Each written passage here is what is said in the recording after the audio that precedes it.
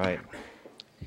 I'm, of course, as many of you already have introduced to many of you, I'm Major Bob Mihar, the course director for HI3D1, History of Unconventional Warfare, and, of course, the moderator for this panel. And it's my pleasure now to open the panel that focuses on a war that has been so poorly understood in many respects and underappreciated. The Philippine War has become a much-cited case study in counterinsurgency and used to support alternative arguments about the substance and nature of insurgencies through today. Our presenter today is Cadet Jake Allen, a native of Havensport. Jake is a member of Cadet Company C1 and majors in Defense and Strategic Studies and in U.S. history. He looks forward to serving with the infantry after graduation. Jake brings to this panel a wealth of developmental experiences. He has been an active participant in the Infantry Tactics Club, took a semester at the Air Force Academy, and went on the Revolutionary War staff ride. Again, to point out the displays out in the hall, if you're interested in the staff rides, those are some of our offerings from the past, before signing up for this project this last spring. His paper looks to find the origins of American methods and strategy in the Philippine War, weighing the significance of pragmatism against relevant historical antecedents. I also have the honor of hosting my mentor, Professor Brian Lynn. Professor Lynn was recently named the Ralph R. Thomas Professor in Liberal Arts at Texas A&M University. In addition to writing U.S. Army and Counterinsurgency in the Philippine War, he has also published The Philippine War and The Echo of Battle, The Army's Way of War. The latter title has been referred to both as a, quote, masterpiece and, quote, one of the most significant books ever written on the American military experience. He also has published an extensive body of journal articles and presented at conferences internationally. He recently completed a Fulbright Fellowship at the University of Singapore, as I understand, sampling black pepper crab quite liberally. In addition, Professor Lynn is serving as the current president of the Society for Military History. And rounding out our august panel is Cadet David Liam, a U.S. history major and member of the class of 2011. Without further ado, then, I hand it over now to Cadet Jake Allen.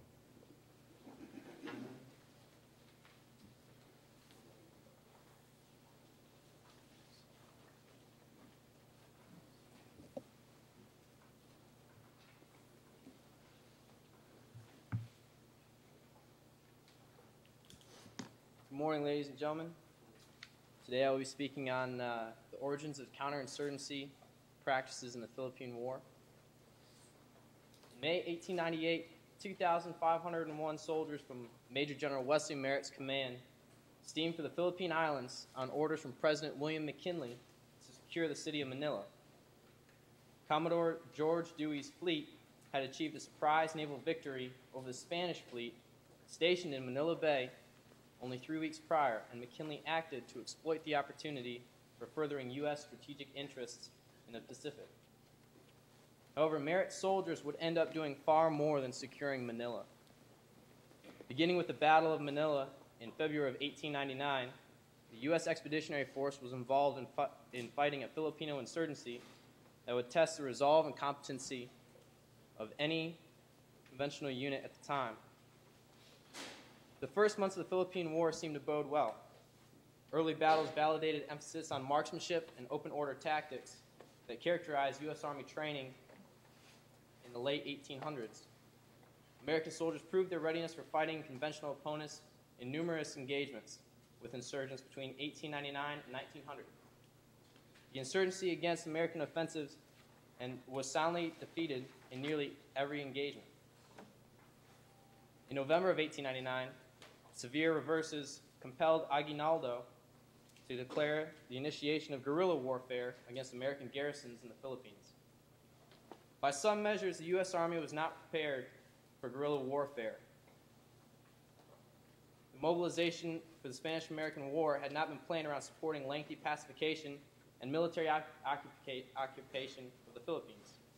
However, the McKinley administration responded to the likelihood of hostilities with Aguinaldo's Philippine Republic by organizing 6 regiments of regular infantry who would reinforce the 20,800 soldiers present in and around the capital city.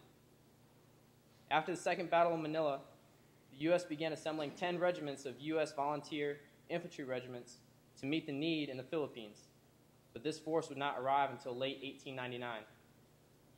Aguinaldo's strategic errors, squandering opportunities and resources, and the timely arrival of U.S. military manpower and logistical support made up for any material shortcomings in the initial deployment forces in 1898. How did the reinforcements contribute to the success of the U.S. counterinsurgency war in the Philippines? The additional troops were necessary to give American victory against the insurgency, but they would not have been sufficient without an appropriate employment of that strength. An obvious choice for guiding the employment of that military power would have been the military doctrine of the United States Army at the time. However, the American military had not drafted a codified doctrine on pacification before 1898, despite its extensive experience in pacification campaigns throughout the 19th century. Instead, the U.S. Army adapted extant approaches to pacification that had been cultivated during the American Civil War and fighting Native American tribes to the circumstances and objectives of the Philippine War. Pre-existing ideas regarding pacification contributed to U.S. pacification practices by placing moral obligations on officers to meet the needs of the population and by providing sanctioned means for chastisement when benevolence failed to produce gains. A foundational source document for those ideas was General Order 100, which explicitly fixed on military commanders the moral obligation to protect the people under its control from undue hardship and provide them with basic governmental services. The martial order, based on a code drafted in 1862 by legal scholar Francis Lever, established the legal categories of partisans, guerrillas, war rebels, and armed prowlers. It dictated rules of engagement and treatment of each as a guide that commanders adopted in the Philippines. This important document helped give the American war effort an underlying coherence, even as strategy revealed significant differences over time between commanders. American strategy for dealing with the insurgency changed over time in response to the insurgents' changing methods of warfare and to the pragmatic estimation of the efficacy by U.S. Army officers of their own pacification approaches. The initial enthusiasm of many American officers for the potential of civil affairs initiatives stemmed, in part, from their general acceptance of American progressive ideals and the benevolent aspects of General Orders 100. This interpretation of progressivism embraced elements of ethnocentrism and paternalism. Brigadier General Samuel Young reported the Filipinos to be an unintelligent people and one racially inferior to the European American.